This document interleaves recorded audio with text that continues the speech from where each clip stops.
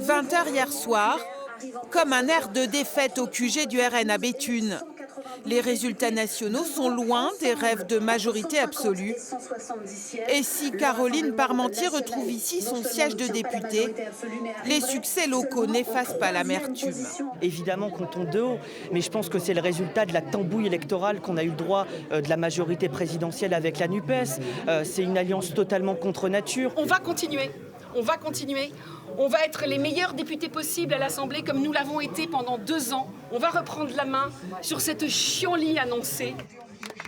Pourtant, le RN est bien le grand vainqueur dans le Nord et le Pas-de-Calais.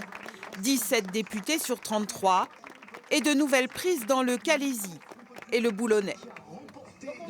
C'est une étape pour 2027, l'élection présidentielle et l'occasion de nous voir à cette occasion confier les responsabilités du pouvoir national. Nous avançons petit à petit et ce sont des petites victoires que nous arrivons à obtenir.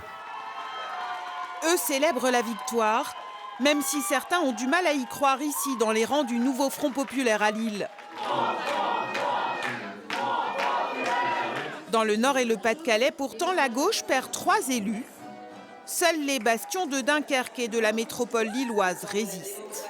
C'est fantastique. Sur le terrain, on était toute la semaine des centaines ici à se battre, à aller voir tous les gens en porte-à-porte, à discuter de politique, à remettre le sujet au centre. Et on gagne. C'est un nouvel espoir. Et à nous, la gauche, d'être à la hauteur maintenant de cet espoir.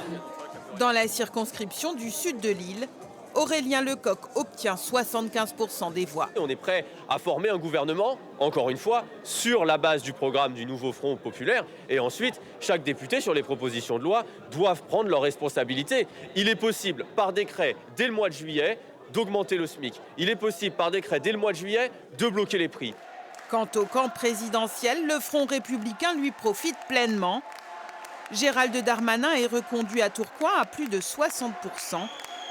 Agnès Pannier-Runacher l'emporte dans l'Arajois grâce au désistement du candidat écologiste. Aujourd'hui, j'en appelle à la droite raisonnable et à la gauche responsable pour former une coalition. Dans le Nord, enfin, 3 figures de la droite et du centre sauvent leur bastion ou le reprennent au RN. 3 triangulaires évités grâce au barrage des électeurs de gauche.